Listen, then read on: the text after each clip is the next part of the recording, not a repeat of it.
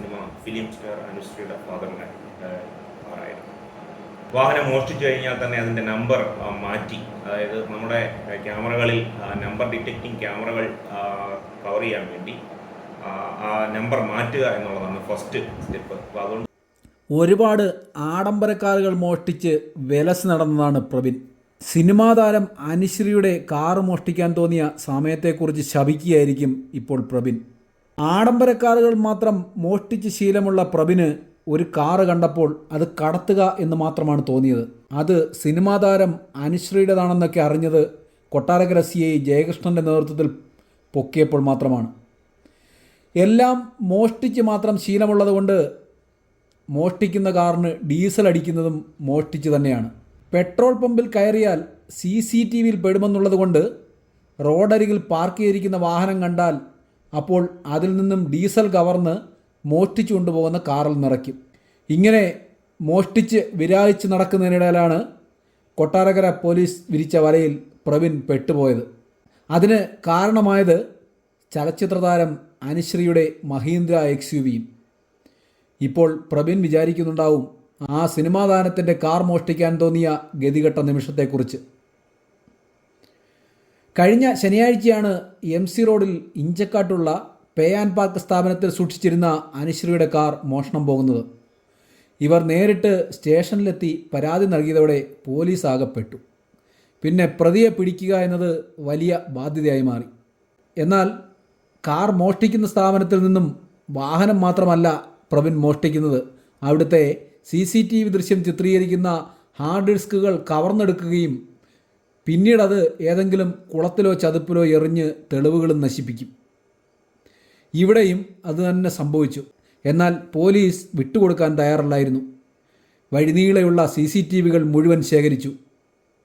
ഇഞ്ചക്കാട്ട് നിന്നും കവർ ചെയ്ത കാറുമായി പോയ വഴിയിൽ കടയ്ക്കലിൽ റോഡരികിൽ ഒരു കാർ കണ്ടതോടെ പിന്നെ ഒന്നും മടിച്ചില്ല. ഇറങ്ങി അതിൻ്റെ നമ്പർ പ്ലേറ്റ് അഴിച്ച് അനുശ്രീയുടെ കാറിൽ സ്ഥാപിച്ചു. ഇതുമായി വെള്ളറടയിലും പെരിനാട്ടും ഷീറ്റ് കടകളിൽ നിന്നും പണവും റബ്ബർ ഷീറ്റും കവർന്നു. അടുത്ത കവർച്ചയ്ക്കായി പാലായിലേക്കുള്ള യാത്രയ്ക്കിടയിലാണ് മറ്റൊരു വാഹനവുമായി ഗതികേടിന് കൂട്ടിമുട്ടുന്നത്. വലിയ വില്ലനൊക്കെ ആണെങ്കിലും പോലീസ് എന്ന് കേട്ടാൽ പേടിക്കുന്ന പ്രബിൻ കാറിൽ പോലീസുകാരാണെന്ന് സ്വയം കണ്ടുപിടിക്കുന്നു. കാറിൽ പോലീസുകാരാണെന്ന സ്വയം നിഗമനത്തിലെത്തുന്നു.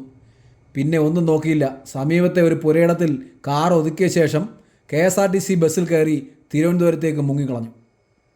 ഇതോടെയാണ് പോലീസിൻ്റെ വലയിലേക്ക് പ്രബിൻ വീഴുന്നത്.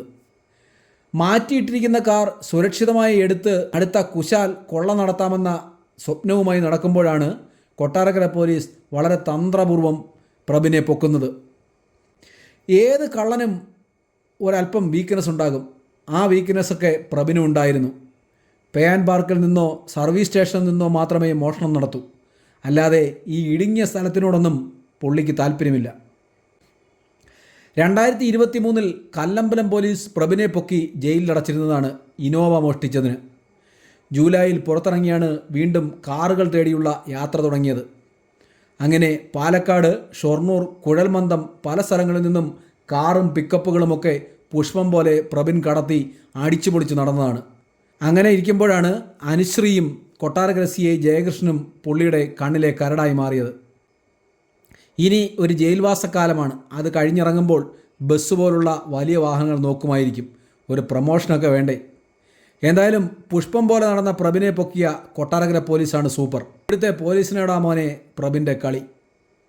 കൊട്ടാരക്കരയുള്ള യൂസ്ഡ് കാർ ഷോറൂമിൽ നിന്ന് XUV ഇനത്തിൽപ്പെട്ട വാഹനം മോഷണം ചെയ്ത ആളെയാണ് ഇന്ന് കൊട്ടാരക്കര പോലീസ് അറസ്റ്റ് ചെയ്തത്. പ്രബിൻ എന്നാണ് ഇയാളുടെ പേര്. ഇയാൾ നിരവധി വാഹന മോഷണ കേസുകളിൽ പ്രതിയാണ്. തിരുവനന്തപുരം, കൊല്ലം, പത്തനംതിട്ട, പാലക്കാട്, കാസർഗോഡ് എന്നീ ജില്ലകളിൽ നിന്നും വാഹനങ്ങൾ മോഷ്ടിച്ച വാഹനവും അതുപോലെ തന്നെ കടകുത്തി തുറന്നും മോഷണം നടത്തിയിട്ടുണ്ട്.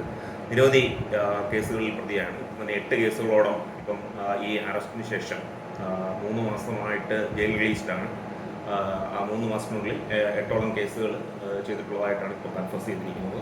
ഇന്ന് അയാളെ റിമാൻഡ് ചെയ്യുന്നുണ്ട്.